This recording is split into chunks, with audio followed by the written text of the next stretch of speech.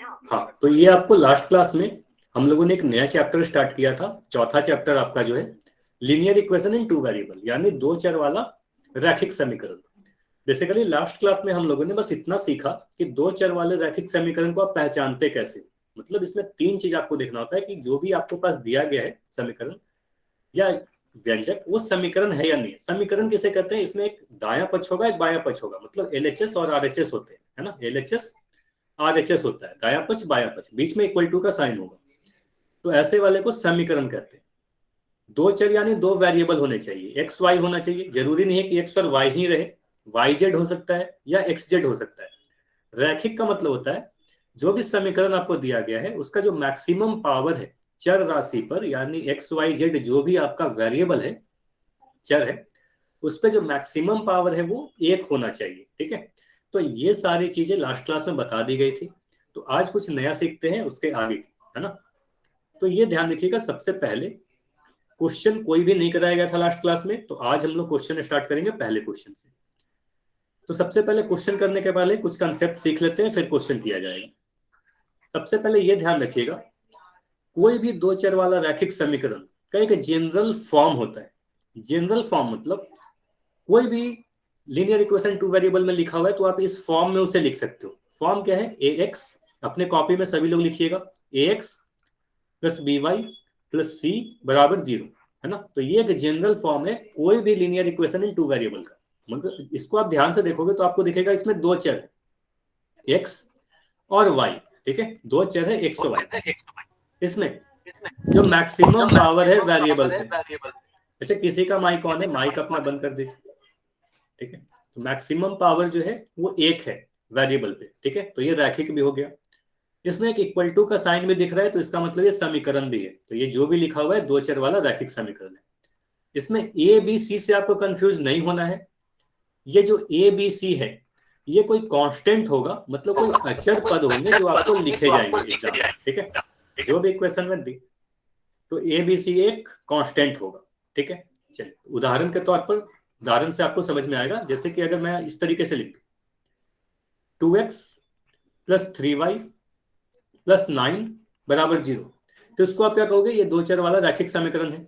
अगर इन दोनों को आप तुलना करोगे, इन दोनों को आप कंपेयर करोगे, है ना, ए का घात x नहीं है, ए गुना x लिखा हुआ है, ए को x के साथ गुना किया गया है ना। जैसे 2x लिखा हुआ है, 2x लिखने का मतलब क्या है? 2 इंटू एक्स, है ना। ठीक है, चलिए अब इसको मैं डिलीट कर रहा हूं।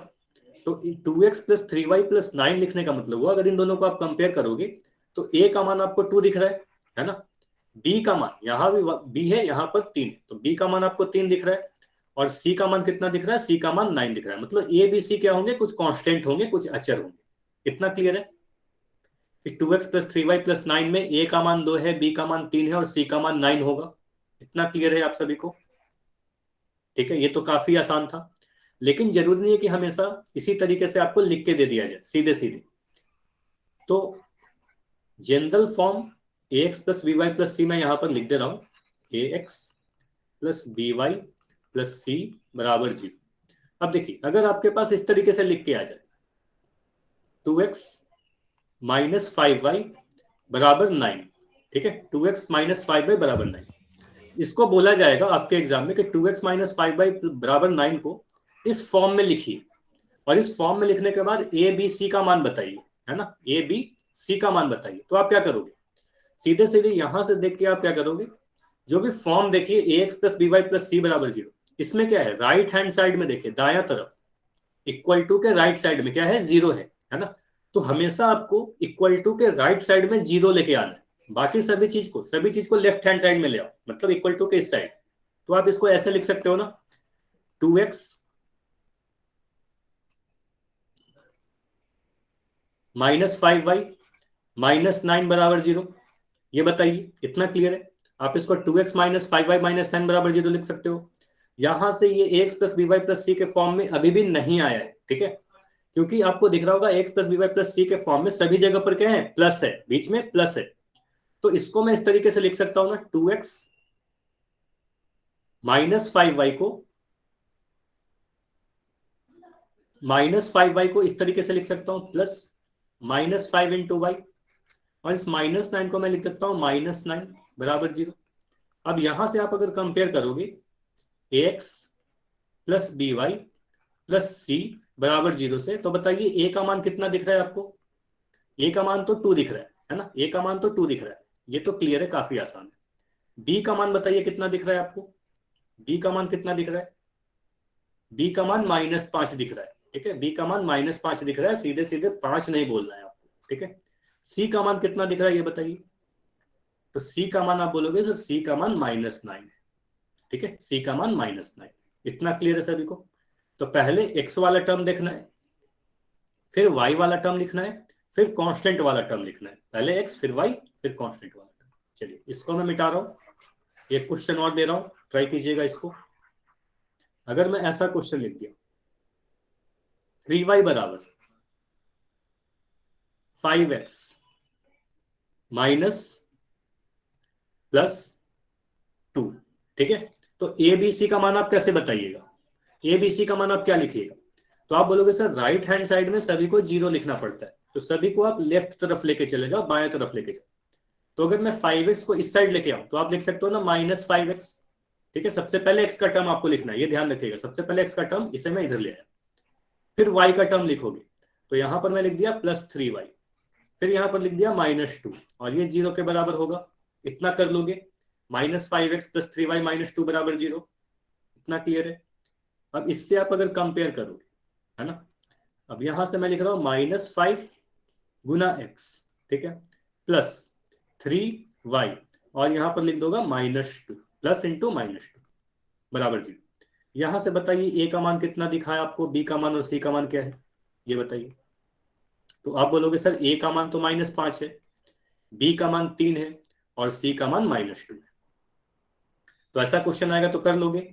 चलिए मुझे ये बताइए, अगर मैं इस तरीके से लिख दूं 5y + 3x -9 बराबर 0, a का मान बताइए, b का मान बताइए, c का मान बताइए। a का मान बताइए सभी लोग, a का मान कितना होगा?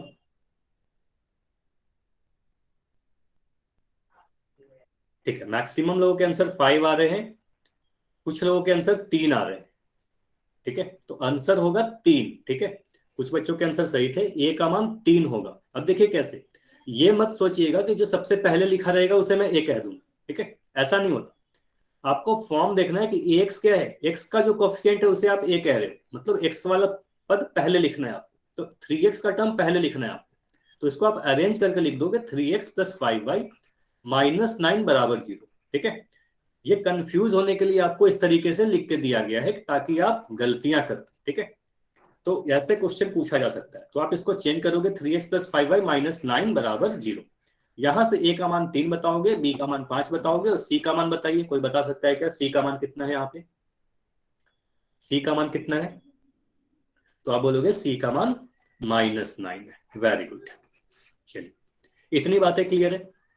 तो कभी भी आपको इक्वेशन लिख के दिया जाएगा किसी भी तरीके का दो चर वाला रैखिक समीकरण, तो ax + by + c के फॉर्म में लिख लोगे और ए बी सी का मान बताओगे। ध्यान रखिएगा कि राइट हैंड साइड में हमेशा 0 लेके आना है, सारी चीजें लेफ्ट हैंड साइड में रखना है, पहले x का टर्म फिर y का टर्म फिर कांस्टेंट टर्म, ऐसे लिखना है। चलिए अब आगे अगले कंसेप्ट की तरफ बढ़ते हैं। अब ध्यान दीजिएगा, कोई भी दो चर वाला रैखिक समीकरण जो होता है आपके पास, मतलब अब मैं बार बार ax + by + c का बारे में लिखूंगा, क्योंकि ये आपको पता है कि ax + by + c जो है = 0 दो चर वाला रैखिक समीकरण का जनरल फॉर्म है, ठीक है। तो इसके कितने हल हो सकते हैं, ठीक है, कोई भी दो चर वाला रैखिक समीकरण का कितना सॉल्यूशन हो सकता है या कितने हल हो सकते हैं। अब देखो, अगर मैं एक उदाहरण के लिए मैं लिख रहा हूं x + y, एक छोटा सा उदाहरण लेते हैं सिंपल सा समझने के लिए। x + y बराबर मैं 10 लिख दे रहा हूं, ठीक है। इसका मतलब x + y बराबर 10, ये क्या है? एक दो चर वाला रैखिक समीकरण है, दो चर भी है, रैखिक भी है ना। इतना सभी को समझ में आया कि दो चर वाला रैखिक समीकरण है, सभी लोग एग्री करते हैं इस बात से कि x + y बराबर 10 जो है दो चर वाला रैखिक समीकरण है, ठीक है। यस। चलिए अब देखिए, यहां पर अगर मैं इसका सॉल्यूशन की बात करूं, इसके हल की बात करूं, तो हल का मतलब होता है वो मान, एक्स और वाई का वो मान जो इस इक्वेशन को सेटिस्फाई कर दे। सेटिस्फाई करने का मतलब होता है संतुष्ट करना, एलएचएस और आरएचएस बराबर हो जाए। मतलब एलएचएस क्या है, इस वाले को आप एलएचएस कहते हो, आपके दाएं साइड जो है, बाएं साइड जो है लेफ्ट हैंड साइड, और ये जस्ट जो है वो राइट हैंड साइड में है, बाएं तरफ है, तो ये एलएचएस है, ये आरएचएस है। ठीक है, ये सारी बेसिक चीजें थी। अब देखो, अगर मैं कहूं कि चेक कीजिए कि बिंदु 6 4, ठीक है, इस समीकरण का हल है या नहीं है। ठीक है, एक समझिएगा कि बिंदु 6 4 इस समीकरण का हल है या नहीं, ये चेक करने के लिए बोला जा रहा है। तो 6 4 कहने का मतलब होता है एक्स का मान आपको 6 दिया गया है। ठीक है, बोला नहीं जाएगा क्वेश्चन में कि एक्स का मान इतना है, वाई का मान इतना है, बस 6 4 लिख दिया गया। तो इसका मतलब आपको समझ जाना है कि एक्स का मान 6 है, वाई का मान 4 है। तो एक्स का मान 6 पुट कीजिए, वाई का मान 4 पुट करके यहां पर देखिए, है ना। तो पुट करोगे तो क्या मिलेगा, 6 + 4 = 10, यानी 10 = 10। ठीक है, तो यहां से क्या मिल रहा है, एलएचएस जो है हमारा आरएचएस के बराबर है। तो इससे क्या बोलोगे कि एलएचएस अगर आरएचएस के बराबर है तो ये समीकरण को एक्स का मान 6 और वाई का मान 4 जो है इस समीकरण का एक हल हुआ, है ना। ये हल हुआ, 6 4 क्या हुआ, एक हल है। इतना क्लियर है। चेक कैसे तो करते सर हैं। 2 भी तो हो सकता था ना, 8 + 2 = 10। ठीक है, ठीक है, पहले इतना समझिए कि 6 4 एक हल होगा ना, 6 4 एक हल है, ये बोला जा रहा है। ठीक है, अब देखिए, अगर मैं बोलूं क्या सिर्फ और सिर्फ एक ही हल होगा क्या, ठीक है, इस समीकरण के सिर्फ एक ही हल होंगे क्या, तो नहीं, इसके और भी हल हो सकते हैं। अगर मैं कहूं 8 2 इस समीकरण का हल है या नहीं है, तो आप बोलोगे सर बिल्कुल 8 2 भी एक हल होगा, क्योंकि 8 जब पुट करेंगे यहां पर 2 पुट करेंगे तो इसको भी जोड़ने पर 10 आएगा, तो दूसरा हल 8 2 भी होगा। ठीक है, तीसरा हल सर 5 5। 10 0 भी होगा, 5 5 भी होगा, 0 0 10 भी होगा, है ना, 2 8 भी होगा। तो आप बताइए यहां पर से कितने हल आ रहे हैं, अनेकों हल आ रहे हैं। कोई कभी ये फिक्स नहीं हो सकता कितने हल है, इनफाइनाइट हल हो सकते हैं। अगर मैं एक्स का मान मान लो -4 रख दिया, तो वाई का मान कितना रखोगे, वाई का मान आप 14 रख दोगे, है ना। तो वाई का मान आप 14 रख दोगे तो 14 - 4 होके फिर से 10 आ जाएगा। ठीक है, 7 3 भी हो सकता है, 3 7 भी हो सकता है, मतलब अनगिनत हल हो सकते हैं। तो यहां से यही समझ में आ रहा है कि कोई भी 2 चर वाले रैखिक समीकरण के कितने हल होंगे। कभी भी आपसे पूछा जाए तो आप क्या बोलिएगा, किसी भी 2 चर वाले रैखिक समीकरण के कितने हल होंगे। चलिए इसको एक और तरीके से समझ लेते हैं। ठीक है, इसको एक और तरीके से समझ लेते हैं। मान लो मैं x का मान 1 पुट कर दिया। ठीक है, x का मान आप 1 पुट करोगे तो y का मान कितना आएगा, आप 1 + y = 10 लिखोगे, यहां से y का मान 10 - 1 लिखोगे, y का मान 9 आ जाएगा। ठीक है, इसका मतलब 1 9 इस समीकरण का हल हुआ एक। ठीक है, उसके बाद मैं कह रहा हूं x का मान आप अगर 2 पुट कर दोगे तो भी y का मान कुछ आएगा या नहीं आएगा, तो आप कहोगे सर y भी पुट कर देंगे तो कुछ तो y का मान आ ही जाएगा, है ना, y का मान 8 आ जाएगा। इसका मतलब दूसरा हल मिला 2 8, है ना। x का मान आप 3 पुट कर दो, x का मान जैसे ही आप 3 पुट करोगे तो y का मान 7 आ जाएगा, मतलब तीसरा हल 3 7 हुआ। मतलब x का मान आप कुछ भी पुट कर दो, कुछ ना कुछ तो y का मान आ जाएगा, है ना। मान लो x का मान आप 3/5 ही पुट कर दोगे तो y का मान कुछ तो आ ही जाएगा ना, है ना। तो x का मान कुछ भी पुट कर रहे हैं, y का कुछ ना कुछ मान आ जाएगा, y का मान कुछ पुट कर दोगे x का मान आ जाएगा। तो यहां से हमें पता चलेगा कि इस समीकरण का अनेकों हल हो सकते हैं, अनगिनत हल होंगे। इसे क्या कहते हैं, अपरिमित रूप से अनेक हल होते हैं। हाँ पूछिए क्या क्वेश्चन है आपका, जैनाब अली के नाम से जो भी पूछे। सर एक्स वाई का मान तो हमें दिया ही जाएगा ना, या फिर हमें खुद से लिखना पड़ेगा? नहीं, क्वेश्चन जब आएगा अभी बस समझने की कोशिश कीजिए, जब क्वेश्चन किस तरीके का आएगा तो वो हम लोग मैं अभी डिस्कस करूंगा। ठीक है, क्वेश्चन कैसा कैसा आएगा। ठीक है, अभी ये समझिए कि अगर मैं x का मान 1 दे रहा हूं तो y का मान कुछ आ जा रहा है, y x का मान 2 दे रहा हूं तो y का मान कुछ आ जा रहा है, मतलब अनेकों हल हो रहे हैं। ठीक है, ये समझ में आ रहा है ना कि अनगिनत हल होंगे। Okay sir. क्वेश्चन काफी तरीके के आएंगे, सभी तरह के क्वेश्चन कराए जाएंगे। ठीक है, चलिए, तो नोट क्या किया आपने, तो अपने कॉपी में सबसे पहले ये नोट कर दीजिए कि किसी भी 2 चर वाले रैखिक समीकरण के अपरिमित रूप से अनेकों हल होते हैं, अनगिनत हल होते हैं। 1 2 3 या 4 हल नहीं होंगे, अनगिनत हल होंगे।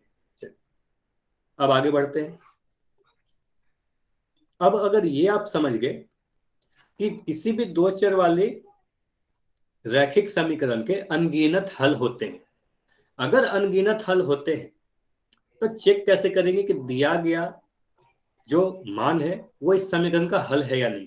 मान लो अगर मैं एक समीकरण लिख दिया 2x माइनस 3y बराबर 13। क्या लिखा? 2x माइनस 3y बराबर 13।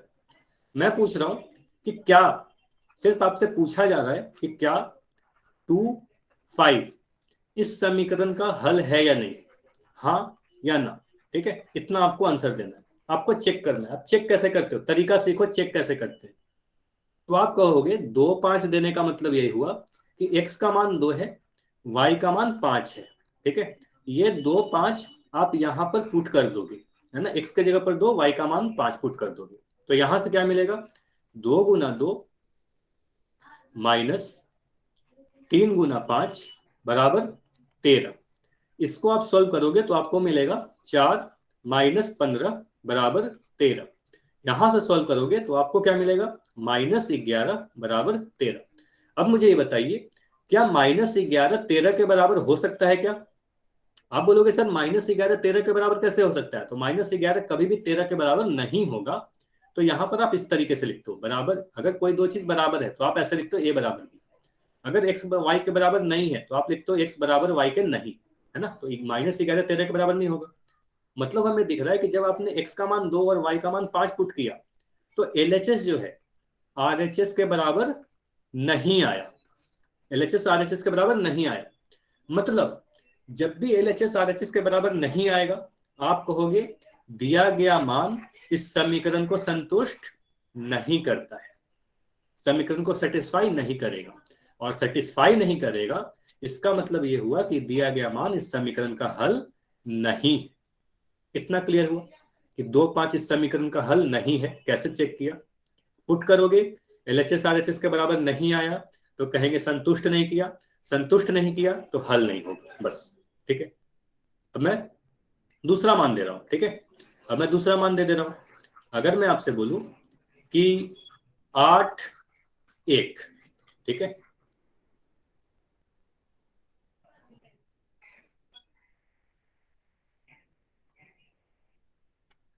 ठीक है, अगर मैं कह रहा हूं 8 1 इस समीकरण का हल है या नहीं है, ये चेक करके बताइए।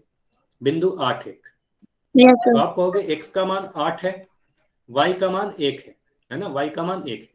ये दिया नहीं रहेगा, ये ध्यान दीजिएगा, x का मान 8 है, y का मान 1 है। ये आपको समझना है कि अगर कभी भी मैं 8 1 लिख दे रहा हूं इसका मतलब x का मान 8 है, y का मान 1 है। पहले वाला 8 होता है, बाद वाला 1 होता है, y होता है। ठीक है, तो ये यहां पर पुट कर दो। पुट करोगे क्या मिलेगा? 2 इंटू 8 माइनस 3 इंटू 1 बराबर 13। यहां से सॉल्व किया आपने, मिला आपको 16 माइनस 3 बराबर 13। यहां से सॉल्व करने पे आपको मिलेगा 13 इक्वल टू 13। यानी साफ दिख रहा है कि जो लेफ्ट साइड लिखा हुआ है और जो राइट साइड लिखा हुआ है, मतलब लेफ्ट हैंड साइड और right hand side sorry left hand side right hand side के बराबर है ना। और अगर left hand side right hand side के बराबर है तो कहेंगे ये दिया गया मान इस समीकरण को संतुष्ट करेगा, है ना, इस समीकरण को संतुष्ट करेगा। अच्छा, किसी का माइक ऑन है? ठीक है, तो LHS क्या है? RHS के बराबर है। LHS अगर RHS के बराबर है तो ये संतुष्ट कर रहा है समीकरण को, और संतुष्ट कर रहा है तो क्या कहेंगे? यह एक समीकरण का हल है। ठीक है, इस समीकरण का हल है। इतना क्लियर है? ये बातें क्लियर है कि आप चेक कैसे करोगे।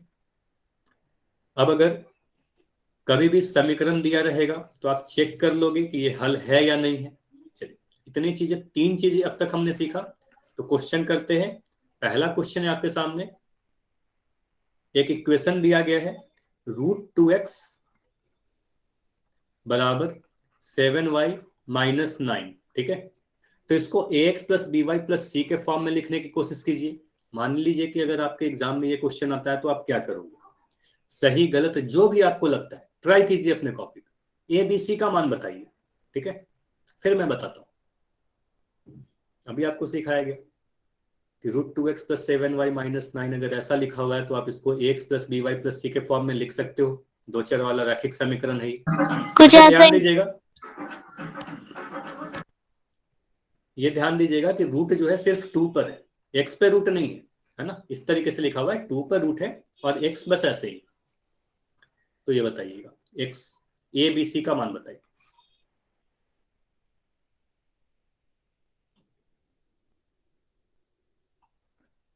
सर पोल सेक्शन में आंसर देना है?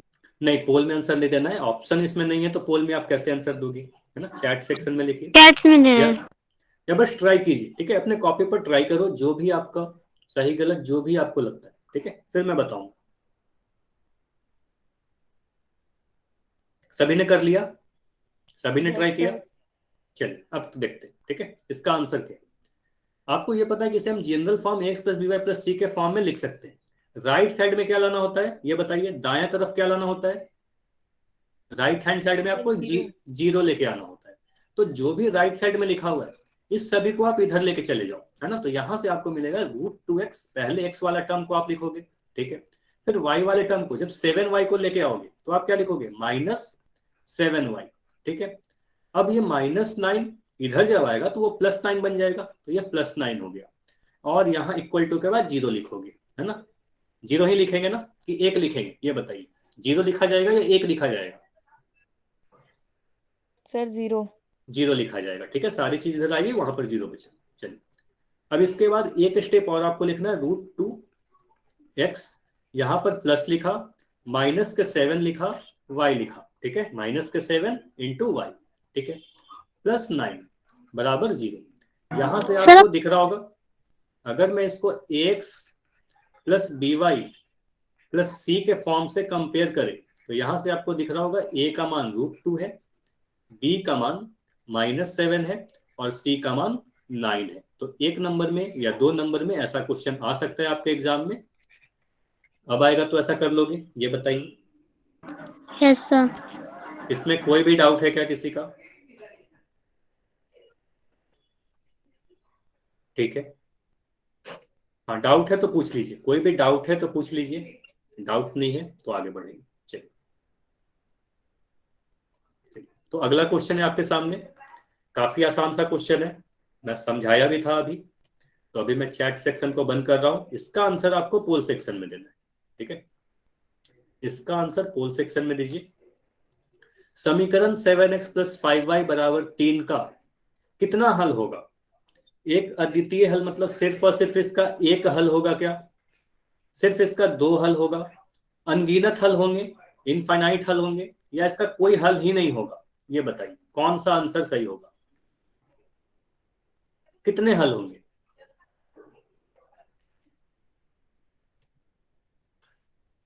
समीकरण 7x + 5y = 3 आपको दिख रहा है, एक 2 चर वाला रैखिक समीकरण है, लीनियर इक्वेशन इन 2 वेरिएबल्स है। तो इसके कितने हल होंगे? अभी अभी आपको बताया गया था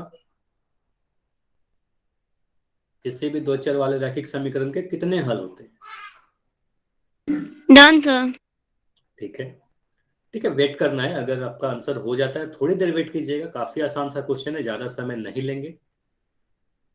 10 सेकंड और रुका जाएगा, उसके बाद इसको मैं डिस्कस करूंगा, ठीक है। आखिरी 10 सेकंड्स और, क्योंकि काफी आसान सा क्वेश्चन है। अभी अभी मैं सीधे आपको पूरे एक्सप्लेन किया हूं ये सारी चीजें। 5 सेकंड और, 5 4 3 2 1। चलिए अब मैं पोल को एंड कर रहा हूं। अब देखिए सीधे सीधे आपको इतना अभी बताया गया था, पूरी चीज एक्सप्लेन की गई थी कि 7x + 5y = 3 क्या है, एक 2 चर वाला रैखिक समीकरण है।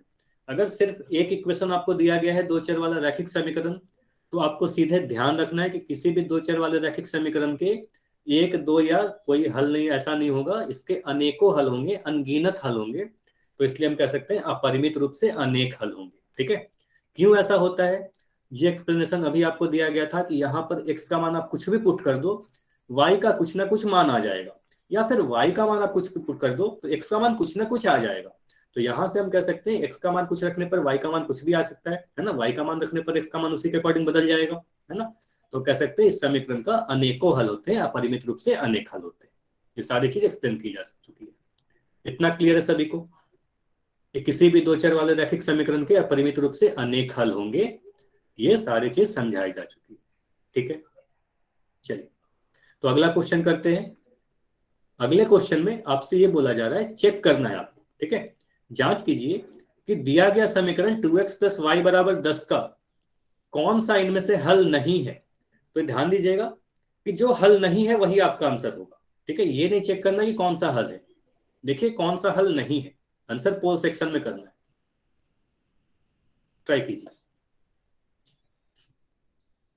अभी आपको सिखाएगा कि आप चेक कैसे करते हो कि दिया गया मान समीकरण का हल है या नहीं है।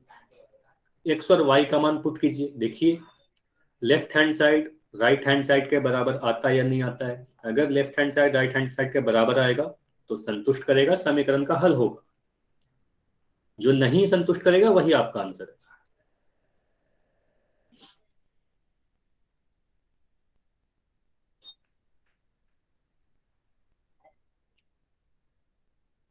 तो सबसे इंपॉर्टेंट तो ये है कि जब आपके एग्जाम में ये क्वेश्चन आएगा, इंपॉर्टेंट क्वेश्चन तो है ही, क्वेश्चन को ध्यान से पढ़िएगा। यहां पर एक नहीं वर्ड लिखा हुआ है ना। आंसर उल्टा नहीं करना है आपको।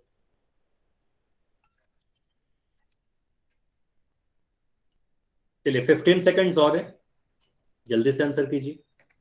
15 सेकंड्स और है। जांच कीजिए निम्न में से कौन समीकरण का हल नहीं है। 10 सेकंड्स और, आखिरी 10 सेकंड्स और है। और अच्छी बात है कि मैक्सिमम लोगों के आंसर सही है। जहां तक मैं देख रहा हूं सिर्फ 2 आंसर गलत है, बाकी सभी के आंसर सही है।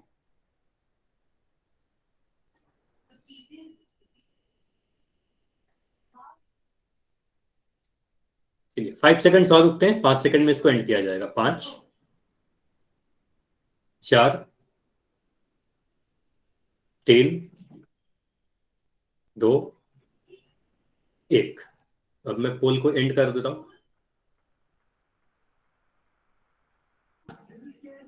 Chat on. चलिए चैट आपका ऑन है। चलिए अब समझते हैं इसको।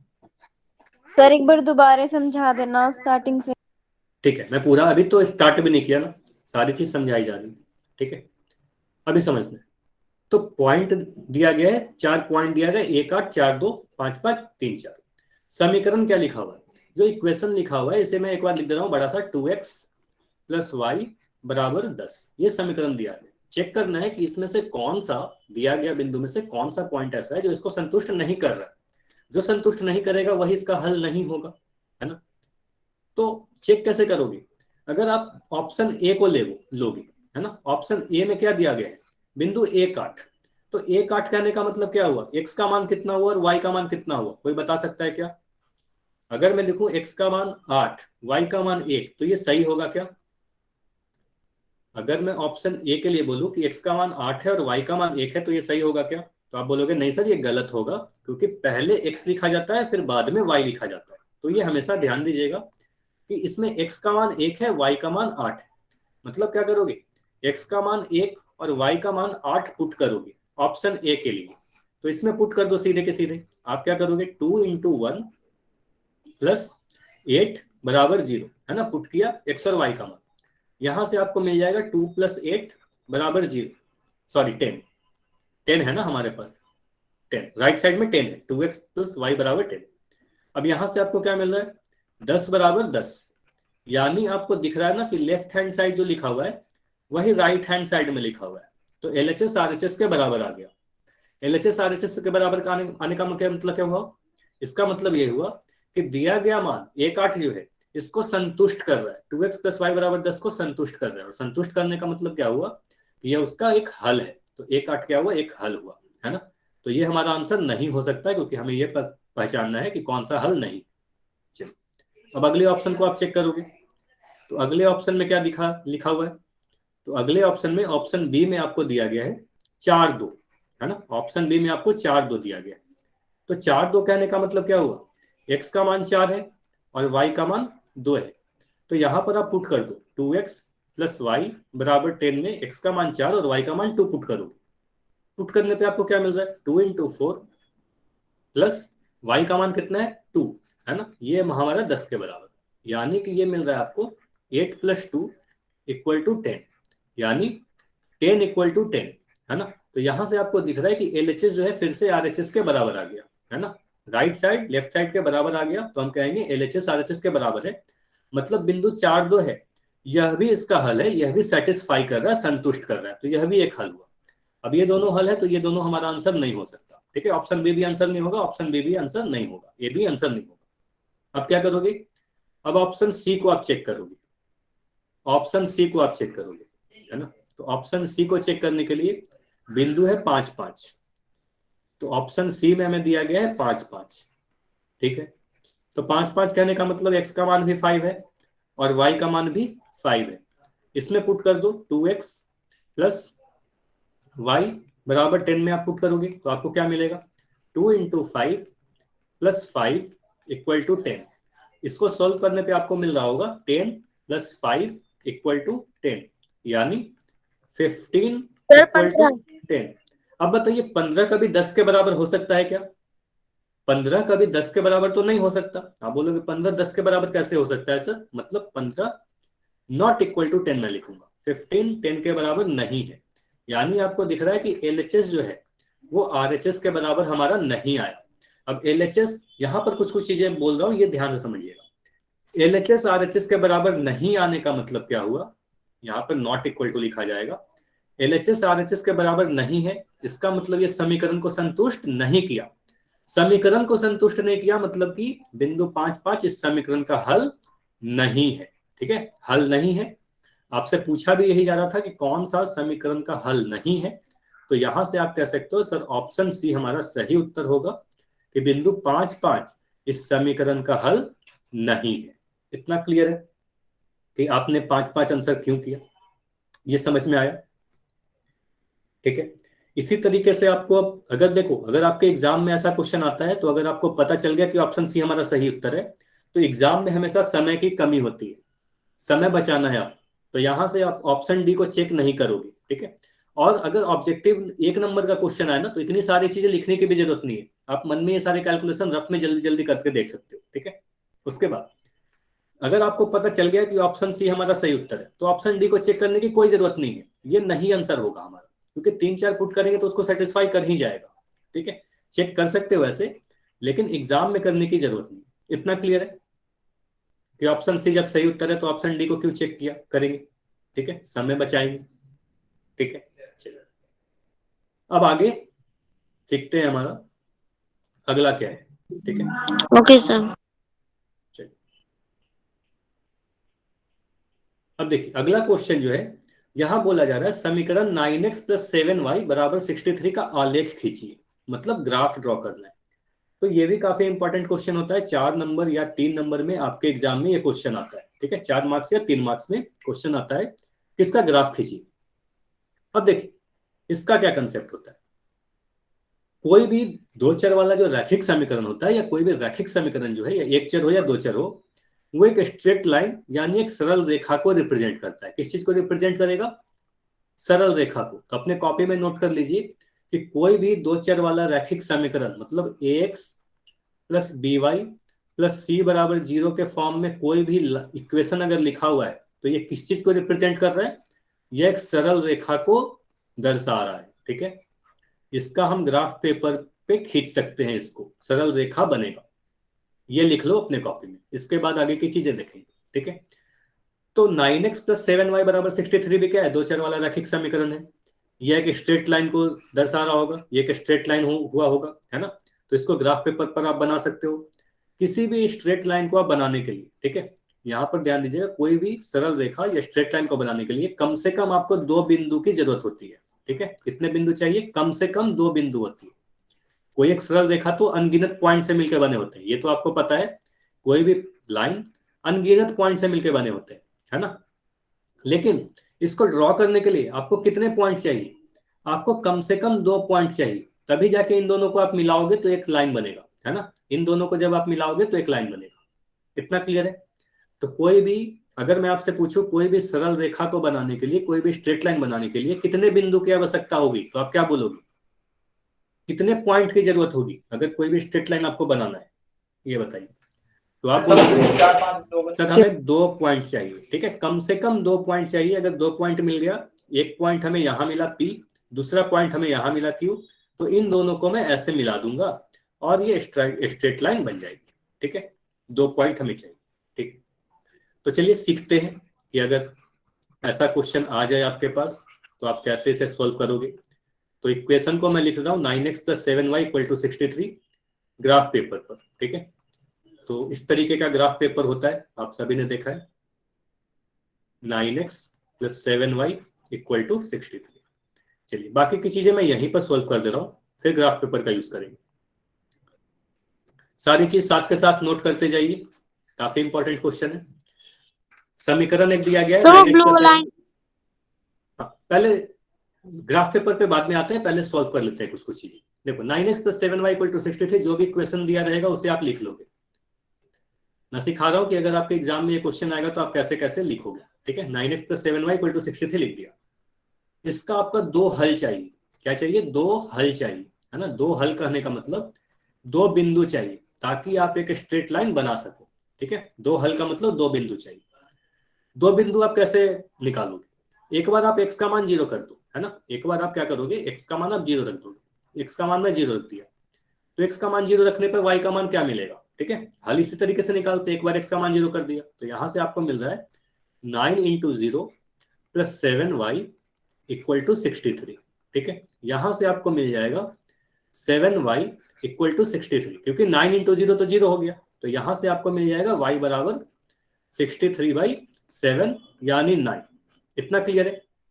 मतलब ये पता चला ना कि x का मान 0 और y का मान 9 इस समीकरण का एक हल होगा। 0, 9 इस समीकरण का एक हल होगा। x का मान 0 रखा, y का मान 9 रखा, तो इस समीकरण का हल मिला, ठीक है। इतना क्लियर है? ठीक है। उसके बाद आप क्या करोगे, एक दूसरा यहां से एक पॉइंट मिला हमें, ठीक है। एक पॉइंट मिला, एक पॉइंट और हमें खोजना होगा। तो दूसरे पॉइंट के लिए मैं क्या कर रहा हूं, इस बार y को मैं 0 कर दे रहा हूं। अगर आप y को 0 कर दोगे तो क्या मिलेगा ये बताइए। इस इक्वेशन में पुट कर दो। इस इक्वेशन में फिर से पुट करोगे तो आपको क्या मिलेगा, 9x + 7 × 0 = 63, यानी 9x बराबर कितना, 9x = 63। यहां से x का मान आपको 7 मिलेगा या नहीं मिलेगा ये बताइए। तो यहां से x का मान 7 मिल गया। इसका मतलब x का मान 7 मिल रहा है ना, 63/9 करोगे तो 7 मिलेगा। 9 कैसे बोल रहे हो आप सभी लोग, है ना, ठीक है। 7 मिल रहा है, वेरी, ठीक है। अब समझ में आया ना, कैलकुलेशन गलती हो गई थी, हाँ। तो y x का मान 7 मिला, तो आप कह सकते हो दूसरा हल क्या होगा। मुझे ये बताइए, 0, 7 एक हल होगा या 7, 0 हल होगा, ये बताइए। अगर 0, 7 है तो A लिखिए, 7, 0 है तो B लिखिए। इस समीकरण का दूसरा हल 7, 0 आ रहा है या 0, 7 आ रहा है, ये बताइए। B आ रहा है, 7, 0 आ रहा है। यहां ध्यान दीजिएगा, काफी लोगों के आंसर गलत आ रहे हैं, इसलिए मैं जोर दे के बता रहा हूं। देखो x का मान 7 आया है, पहले x का मान लिखना है आपको। भले मैं y का मान पुट किया, है ना, लेकिन x का मान को पहले लिखना है। x का मान 7 और y का मान 0, है ना, तो आप 7, 0 लिखोगे। कभी भी बिंदु अगर मैं कह रहा हूं x का मान 5, y का मान 3, तो बिंदु 3, 5 है या बिंदु 5, 3 है, ये बताइए। x का मान 5 है, y का मान 3 है, तो बिंदु 3, 5 है या 5, 3 है, a या b, ये बताइए। a या b? तो आप बोलोगे b सर, पहले x लिखा जाता है फिर b y लिखा जाता है। तो हमेशा ऐसा ही होता है, पहले x फिर y, कभी उल्टा मत कीजिएगा इसको, ठीक है। तो हमेशा ध्यान दीजिएगा कि x का मान पहले लिखा जाएगा, y का मान बाद में लिखा जाएगा। अगर मैं कह दूं y का मान -2 है, x का मान 0 है, तो मुझे बताओ बिंदु क्या होगा, पॉइंट क्या होगा, लिख के बताइए। पॉइंट क्या होगा, x का मान 0 है, y का मान -2 है, तो पॉइंट क्या होगा, 0, -2, ठीक है। 0, -2, ठीक है। 0, -2, ठीक है। 0 भी लिखना होगा, कॉमा भी लगाना पड़ेगा, -2 भी लगाना पड़ेगा, ठीक है। 0, -2। चलिए ये तो सीख लिया आपने। तो 2 हल आपको मिल गए ना, एक पॉइंट 09 मिला, दूसरा पॉइंट 7, 0 मिला, 2 पॉइंट मिल गया। मतलब जो भी आपका स्ट्रेट लाइन है, अब ध्यान समझिएगा, जो भी आपका स्ट्रेट लाइन है, एक बिंदु 09 से और एक बिंदु 7, 0, इन दोनों पॉइंट से पास करेगा, इन दोनों ही पॉइंट से गुजरेगा, ठीक है। अब जब भी ऐसा क्वेश्चन आता है तो आपको एक चार्ट बनाना पड़ता है। चार्ट बनाना मत भूलिएगा, काफी इंपॉर्टेंट है। आप इतना लिखने के बाद एक इस तरीके से बॉक्स बनाते हो, इसको छोड़ना नहीं है कभी, क्योंकि 3 या 4 नंबर में ये क्वेश्चन आएगा। इस तरीके का एक चार्ट बनाते हो, जहां पर ऊपर में आप x लिखते हो, नीचे में आप y लिखते हो, ठीक है। जब आपने x का मान 0 रखा, मुझे बताइए x का मान 0 रखने पे y का मान कितना आया था? x का मान 0 रखे तो आपने y का मान 9 आया। आप कह रहे हो 0 9 हमारा एक हल है, तो y का मान 9 आया, ठीक है। जब आपने y का मान 0 रखा, जब आपने y का मान 0 रखा तो x का मान 7 आया था, तो 7 0 एक सॉल्यूशन हुआ। अब इस जो टेबल है, ये टेबल काफी इंपॉर्टेंट है, ठीक है। ये टेबल आप बनाइएगा जरूर, ठीक है। तो इससे हमें पता चल रहा है कि जब आपने x का मान 0 रखा तो y का मान 9 आया, जब आपने y का मान 0 रखा तो x का मान 7 आया, ठीक है। चलिए, अब क्या करोगे? आप ग्राफ पेपर लोगे, है ना। ग्राफ पेपर लोगे, ग्राफ पेपर पर आप एक एक्स एक्सिस बनाओगे, जो कुछ इस तरीके का होता है, क्षैतिज रेखा हॉरिजॉन्टल लाइन, और एक वर्टिकल लाइन मैं कुछ इस तरीके से बना दे रहा हूं, ठीक है। इसको आप वाई एक्सिस कहते हो, ठीक है। अच्छा, कोई बता सकता है कि एक्स एक्सिस और वाई एक्सिस जहां पर इंटरसेक्ट करता है, दूसरे को काटते हुए जाता है, उसे क्या कहते हैं? इस बिंदु को क्या कहते हैं? सर मूल बिंदु। वेरी गुड, मूल बिंदु यानी ऑरिजिन, है ना, और ओ से रिप्रेजेंट करते हैं, ठीक है। और इसका निर्देशांक 0 0 होता है, ये सारी चीज याद रखिएगा। तो मूल बिंदु का निर्देशांक 0 0 होता है, ऑरिजिन का निर्देशांक 0 0 होता है, ठीक है। ये सारे क्वेश्चन 1 नंबर में पूछे जा सकते हैं, निर्देशांक ज्यामिति का क्वेश्चन हो गया, ठीक है। चलिए, अब देखिए, यहां पर आप कुछ पॉइंट्स बनाते हो। मूल बिंदु काफी इंपॉर्टेंट पॉइंट है। ऑरिजिन के राइट साइड में एक्स एक्सिस पे अगर जाओगे तो ये सारे पॉजिटिव होते हैं, है ना। ये positive side of x axis कहलाता है, एक्स का धनात्मक साइड। ये नेगेटिव होता है एक्स एक्सिस का, ठीक है। सॉरी, ये नेगेटिव होता है एक्स एक्सिस का, ठीक है। ये नेगेटिव साइड कहलाता है एक्स एक्सिस का। ये वाई एक्सिस का पॉजिटिव साइड होता है, क्योंकि ये वाई एक्सिस है, ठीक है। और ये नीचे वाला वाई एक्सिस का नेगेटिव साइड है, ठीक है। तो ये वाई का नेगेटिव साइड है नीचे वाला, ऑरिजिन के नीचे, ठीक है। ये चारों चीज समझ में आ गया। ऐसे ये सारी चीज कोऑर्डिनेट ज्योमेट्री यानी निर्देशांक ज्योमेट्री में पढ़ाई जाएंगी आपको फिर से, या आपने पढ़ा भी होगा अपने स्कूल में, ठीक है। चलिए, तो अगर ये बोल दो पॉजिटिव साइड है, तो यहाँ पर मैं कुछ पॉइंट्स बना रहा हूं, 3 4 5 6 7 8 9 10 कुछ पॉइंट बना लोगे अपने अकॉर्डिंग, ठीक है। यहां पर मैं लिख रहा हूं -1 -2 -3 -4, ठीक है। वाई एक्सिस पे मैं ऊपर की तरफ लिख रहा हूं, है ना। वो ऊपर में आप पॉजिटिव लिखोगे, है ना। कुछ पॉइंट मैं लिख दे रहा हूं, 1 2 3 4 5 6 7 8 9 10, ठीक है। और वाई एक्सिस के नीचे में -1 -2 -3, इसी तरीके से -4 -5 चलते जाएगा। कुछ पॉइंट्स आपको दिखा देने हैं बस, ठीक है। सर आपने सेकंड लाइन में माइनस की जगह प्लस का 2 लिखा है। सेकेंड लाइन में +2, अच्छा ठीक है, ये -2 है, ठीक है। अब देखिए, एक टेबल आपने अभी बनाया था पिछले पेज पे, XY 0 9 7 0, ठीक है। मैं यहां पर भी बना दे रहा हूं। ग्राफ पेपर पर आपको बनाने की जरूरत नहीं है, ठीक है। आपको ग्राफ पेपर पर ये टेबल नहीं बनाना है, ठीक है। ये ध्यान दीजिएगा, ये बस जहां पर आप सॉल्व कर रहे हो वहां पर बनाओगे।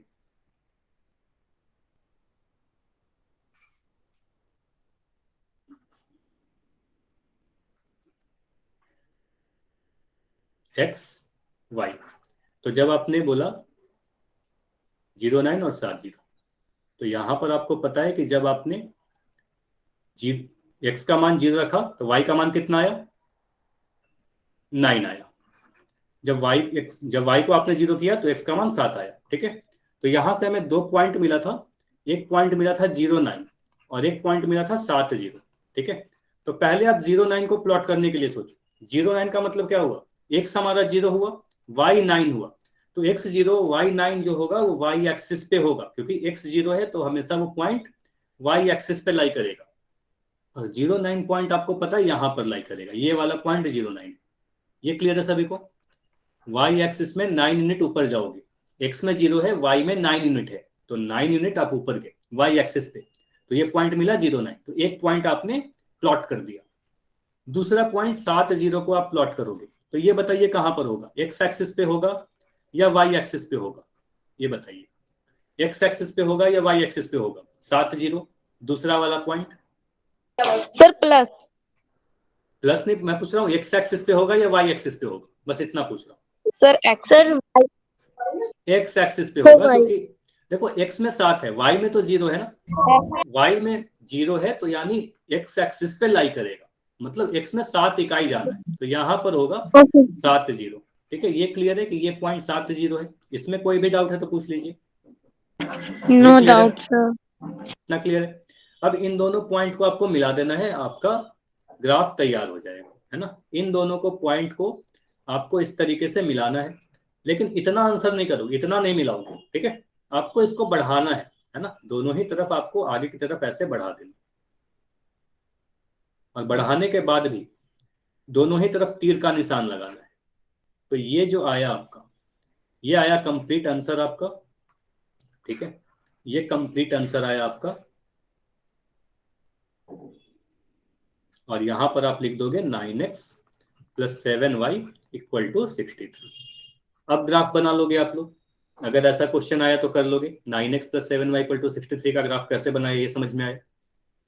एक बार x को 0 किया, ठीक है, एक बार समझा दे रहा हूँ, समरी कर दे रहा हूँ, ठीक है।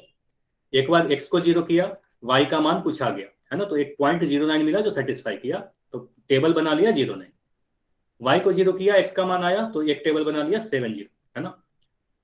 पॉइंट 0,9 और 7,0 को प्लॉट किया, उन दोनों को मिला दिया, ठीक है, आ जाएगा आपका ग्राफ। कुछ इंपॉर्टेंट बातें हैं जो ध्यान से आपको करना है, ठीक है। पहला चीज, टेबल बनाना नहीं भूलना है, ठीक है। जब भी ऐसा क्वेश्चन आएगा तो टेबल जरूर बनाइएगा, ठीक है। दूसरा चीज, ग्राफ पेपर पर कभी भी पेन का यूज नहीं कीजिएगा, ग्राफ पेपर पर हमेशा पेंसिल का ही यूज कीजिएगा, कुछ भी पेन से नहीं लिखना है, ठीक है। चाहे लाइन बनाना हो, एक्सिस बनाना हो, पॉइंट लिखना हो, पेंसिल का यूज ही करना है, पेन का यूज कभी नहीं करना है। तीसरा चीज, लाइन में एरो का निशान देना नहीं भूलना है, दोनों ही तरफ तीर का निशान लगाना जरूरी है, ठीक है। तीर का निशान नहीं लगाओगे वो रेखा खंड हो जाएगा, ठीक है, लाइन सेगमेंट हो जाएगा। हाँ, मार्क्स कट सकते हैं, ठीक है, ये डिपेंड कर जाता है टीचर पे कि कौन सा टीचर आपका कॉपी चेक कर रहा है, और नंबर बिल्कुल काटा जा सकता है आपका, ठीक है। तो ये सारी चीज ध्यान दीजिएगा, टेबल बनाना है, पेन का यूज नहीं करना है, एरो बनाना है आपका, ठीक है, लाइन पे एरो बनाना है। चौथा चीज, लाइन बनाने के लिए आपको सीधे हाथ का यूज नहीं करना है, या आप लाइन आप सीधे हाथ से ऐसे खींच दिए लाइन, ठीक है। आपको क्या करना है कि स्केल का यूज करना है, तो पूरा ज्योमेट्री सेट जो आपका होता है वो लेके जाना है मैथ्स के एग्जाम, ठीक है। अवंती क्लास का पेपर होगा सर? नहीं, आपके एग्जाम में भी जो पेपर होगा मैं उसकी बात कर रहा हूँ, ठीक है। Okay sir. ठीक है, तो स्केल का यूज करना है, तो ये सारी चीजें याद रहेंगी। टेबल बनाना है, पेन का यूज नहीं करना है, पेंसिल का यूज करना है, एरो जरूर बनाना है, और स्केल से ही लाइन खींचना है, ठीक है। चलिए, तो ये दोनों ही चीज स्क्रीनशॉट ले लीजिए, ये तो सॉल्यूशन हुआ, सॉल्यूशन पेज पे जाएगा।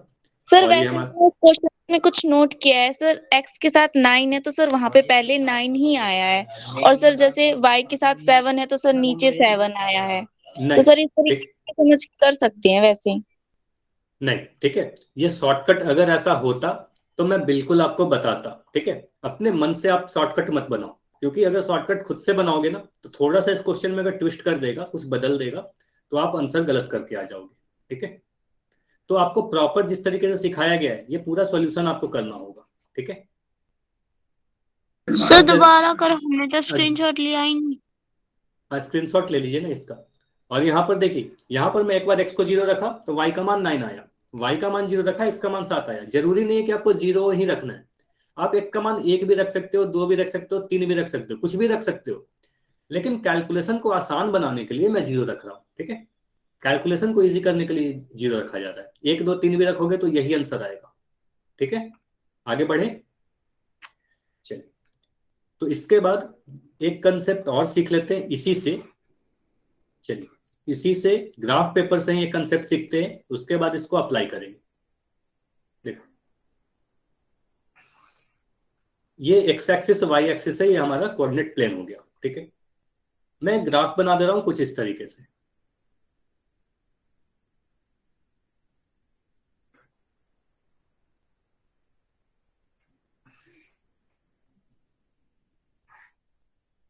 ठीक, मान लो मैं कह रहा हूं कि ये जो है x प्लस वाई बराबर 10 का इक्वेशन है ना, x प्लस वाई बराबर 10 का आलेख ग्राफ खींचा हुआ है, ठीक है, x प्लस वाई बराबर 10 का अगर ग्राफ खींचा हुआ है तो ये मुझे बताइए इस लाइन पर कितने पॉइंट हो सकते हैं। ये तो अनगिनत पॉइंट से मिलकर बने हुए हैं, ठीक है, ये आपको पता है ना कि ये जो लाइन होगा ये अनगिनत पॉइंट से मिलकर बना हुआ होगा। कितना क्लियर है सभी को? माइक किसी का ऑन है? माइक आप बंद कर दो, कमलेश के नाम से जो ही बच्चे हो, ठीक है, ये अनगिनत पॉइंट से मिलकर बना हुआ है। अब यहां देखिए, अगर मैं कह रहा हूं कि बिंदु 6 4, ठीक है, कुछ कुछ इंपॉर्टेंट पॉइंट्स है जो ध्यान देना है आपको। बिंदु 6 4 इस समीकरण का हल है, सही है या गलत है ये बताइए। अगर मैं कह रहा हूं बिंदु 6 4 x प्लस वाई बराबर 10 का हल है, तो ये सही होगा। आप पुट करोगे, आप बोलोगे सर ये तो ट्रू है, 6 4 इस समीकरण का हल है, ठीक है। अगर इसका हल है, ये ध्यान दीजिएगा, यहां पर इंपॉर्टेंट चीज आ रहा है कि अगर बिंदु 6 4 x प्लस वाई बराबर 10 का हल है तो बिंदु 6 4 जो होगा इस समीकरण का जब आप ग्राफ ड्रॉ करोगे इस लाइन पर ही पॉइंट स्थित होगा। मतलब पॉइंट 6 4 जो होगा कुछ इस प्रकार का होगा, इसी पे लाई करेगा, 6 4 यहां पर कुछ होगा। ऐसा नहीं हो सकता कि 6 4 बिंदु बाहर हो जाए इसके, ठीक है। तो दो चीज बोली जा सकती है कि अगर बिंदु 6 4 x प्लस वाई बराबर 10 का हल है तो इसका मतलब यही होता है, इसका मतलब मुझे यही समझ में आ रहा है कि बिंदु 6 4 जो होगा x प्लस वाई बराबर 10 के ग्राफ पर, यानी इसके जो भी आप आलेख खींचोगे उस पर स्थित होगा। इतना क्लियर है? दोनों ही चीजें सेम है, इसको आप कॉपी पर नोट करके लिखिए। 6 4 अगर x प्लस वाई बराबर 10 का हल है तो बिंदु 6 4 जो होगा इसी ग्राफ पर स्थित होगा, इसी लाइन पर स्थित होगा, है ना, इसी लाइन पर स्थित होगा। उल्टा भी आप बोल सकते हो, दो तरीके से बोला जा सकता है। ये अगर मैं कह रहा हूं बिंदु 2 3 कोई भी लाइन पर L1 पर स्थित है, इसका मतलब इसके इक्वेशन को सेटिस्फाई करेगा। सेटिस्फाई करने का मतलब यही होता है कि उसका वो हल है। तो यहां पर देखिए, अगर आपको याद हो तो पहले बार आपको यही बताया गया, किसी भी दो चर वाले रैखिक समीकरण के कितने हल होते हैं? अनगिनत हल होते हैं। अनगिनत हल क्यों होते थे? क्योंकि ये स्ट्रेट लाइन पे अनेकों बिंदु होंगे, अनेकों बिंदु, जितने भी बिंदु हैं इस लाइन पर वो सभी के सभी क्या है? इस समीकरण का हल है। समझ में आ रहा है कि जितने भी बिंदु इस पॉइंट इस लाइन पे होंगे सभी पॉइंट इस समीकरण का एक हल होगा, ठीक है। इतना क्लियर है? इतना क्लियर है बताइए। तो दो चीज आप लोग नोट करो जल्दी से, यही नोट करना है। एक उदाहरण के तौर पर ही बता रहा हूं कि अगर बिंदु 2 3 यदि बिंदु 2 3 किसी भी समीकरण ax plus b y plus c का हल है, ठीक है, अगर हल है तो 2 3 जो होगा 2x plus b y plus c के, सॉरी यहां पर 0 लिखना पड़ेगा, बराबर 0 के ग्राफ पर यानी आलेख पर स्थित होगा, ठीक है। इतना क्लियर है? अब इस पे एक क्वेश्चन कर लेते हैं, आखिरी क्वेश्चन। सर 1 मिनट, सर इसके बाद होमवर्क दोगे? हाँ, एक क्वेश्चन और कर लेते हैं फिर होमवर्क करेंगे, ठीक है। एक क्वेश्चन और है आपके पास, तो अगला क्वेश्चन है आपके सामने। इसमें बोला जा रहा है कि बिंदु 3 4 इस समीकरण का के आलेख पर स्थित है, तो ए का मान ज्ञात कीजिए। अब देखिए ये काफी इंपॉर्टेंट क्वेश्चन है, इसको मैं ही सॉल्व कर दे रहा हूँ, ठीक है, इसको मैं सॉल्व कर दे रहा हूँ, ठीक है। इंपॉर्टेंट क्वेश्चन है, 3 या 4 नंबर में आ सकता है। देखिए कैसे करोगे आप। बोला क्या जा रहा है? बिंदु 3 4 इस समीकरण के आलेख पर स्थित है। इसका मतलब आपने क्या समझा कि अगर बिंदु 3 4 इसके ग्राफ पर स्थित है, मतलब आप बोल सकते हो कि बिंदु 3 4 जो होगा समीकरण 3y बराबर ax प्लस 7 का हल होगा, का एक हल होगा। ये बताइए, ये लिखने की जरूरत नहीं है आपको एग्जाम में, ये समझना है, ये समझ जाना है। इतना क्लियर है कि बिंदु 3 4 अगर उसके आलेख पर स्थित है तो बिंदु 3 4 इस समीकरण का हल होगा। ये क्लियर है? रितु आप n लिख रहे हो, कोई डाउट है क्या इसमें, है ना? तो यहां से ये समझ में आ रहा है कि बिंदु 3 4 जो है इसके आलेख पर स्थित है, इसका मतलब इसका हल होगा, मतलब इसको सेटिस्फाई करेगा। हल होने का मतलब क्या हुआ कि इसके समीकरण को संतुष्ट करेगा, सेटिस्फाई करेगा, LHS RHS के बराबर आएगा। आप क्या करोगे, 3 4 का मतलब यही हुआ ना कि x का मान 3 है, सर y एक का मिनट मान 4 है। करना। ठीक है, ठीक है, मैं यही बोल रहा हूं कि अगर आपको बोला जा रहा है कि बिंदु 3 4, जैसे ही क्वेश्चन पढ़ोगे क्या बोला जा रहा है कि यदि बिंदु 3 4 इस समीकरण के आलेख पर स्थित है, यहां से मुझे यही समझ में आ रहा है कि अगर बिंदु 3 4 इसके आलेख पर स्थित है, इसका मतलब बिंदु 3 4 जो होगा इस समीकरण का हल होगा। ठीक है, आलेख पर स्थित होना इसका मतलब उसका हल है, हल होना इसका मतलब उसको संतुष्ट करेगा उसके समीकरण को। इसका मतलब x का मान 3 और y का मान 4 जो होगा इस समीकरण को संतुष्ट करेगा। यहां पुट कर दो आप, y के जगह पर आप 4 रखोगे, a की जगह पर a रखोगे क्योंकि a का मान ज्ञात करना है, x का मान आप 3 रखोगे बराबर प्लस 7। यहां से आपको मिलेगा 12 बराबर 3a प्लस 7। इसको सॉल्व करोगे क्या मिलेगा आपको, 12 माइनस 7 बराबर 3। यहां से आपको मिल जाएगा 5 बराबर 3, यानी a का मान कितना मिल गया, तो a का मान आपको दिख रहा है 5/3। इतना क्लियर है कि a का मान 5/3 आएगा। काफी इंपॉर्टेंट क्वेश्चन है ये वाला। ये समझ में आया कि कैसे करोगे आप? ठीक है, तो जो भी बोला जा रहा है कि इसका हल है या आलेख पर स्थित है, मतलब वो पॉइंट उसको सेटिस्फाई करेगा, बस वैल्यू पुट कर दो, a का मान आ जाएगा। चलिए, तो इसको एक जल्दी से ट्राई कर लीजिए, मैं क्वेश्चन दे देता हूं यहां पर। अगर मैं बोल दूं कि बिंदु 2 1 समीकरण 5x माइनस KY बराबर 8 का हल है, ठीक है, का हल है, इसका मतलब क्या हुआ, हल है या बोलूं इसके आलेख पर स्थित है, इसके आलेख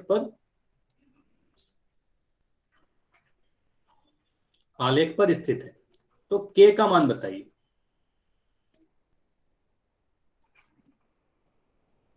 तो k का मान बताइए, ट्राई कीजिए और आंसर बताइए। अगर ऐसा क्वेश्चन आ जाएगा तो क्या करोगे? 2 1 कहने का मतलब क्या हुआ, x का मान 2 है, y का मान 1 है, ये मान जो है इसको संतुष्ट करेगा, आलेख पर स्थित है मतलब उसका हल है, और जैसे ही कहते हो कि ये उसका हल है, इसका मतलब उसके समीकरण को संतुष्ट करेगा, सेटिस्फाई करेगा। ये बताइए।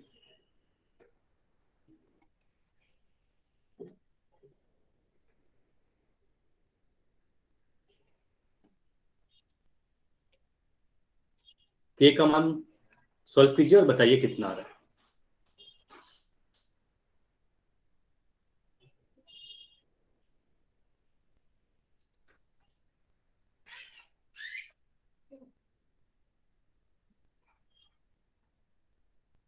y का मान 2 आ रहा है, k का मान 2 आ रहा है। ठीक है, एक आंसर 2 आया है, ट्राई कीजिए और भी बच्चे। सर मेरा यहाँ से नहीं आ रहा आंसर, 10 माइनस 1 के बराबर 8, इसके बाद सर समझ नहीं आ रहा। अब देखो मैं ट्राई कर रहा हूँ, ठीक है। अब देखो आपको ये तो दिख रहा है x का मान 2 y का मान 1 है, तो यहाँ पर पुट कर दो 5 इंटू 2। अच्छा, यहाँ पर अब पहले सोचोगे कैसे, जब भी क्वेश्चन पढ़ोगे कि 2 1 इसके आलेख पर स्थित है, क्वेश्चन में तो ये दिया गया है, आपका दिमाग में आना चाहिए कि अगर 2 1 इसके आलेख पर स्थित है, इसका मतलब 2 1 जो है इस समीकरण का हल होगा, समीकरण का हल होगा मतलब इसको सेटिस्फाई करेगा। x का मान 2, y का मान 1 आपने यहाँ पुट किया, आप क्या करोगे 5 गुना 2 माइनस k गुना 1 बराबर 8, यहां से मिल जाएगा 10 माइनस k बराबर 8। ये क्लियर है? यहां से आप लिखोगे माइनस k बराबर कितना, 8 माइनस 10। ये क्लियर है? इतना समझ में आया? यहां से माइनस k का मान कितना आया, माइनस k का मान -2 आया, और अगर माइनस k का मान -2 है तो k का मान 2 होगा। ये क्लियर है? अब समझ में आया? सर आ रहा है। इतना क्लियर है ना? पर यहाँ पे 1 की नहीं होगा, ओनली की होगा। यहाँ अच्छा ये मुझे बताओ 8 गुना 1 कितना होता है? सर 8 ही होता है। तो k गुना 1 कितना होगा? सर 1 की। k ही होगा ना, ठीक है। चलिए, अब अगर कोई डाउट है तो आप पूछ सकते हो। इसके आगे की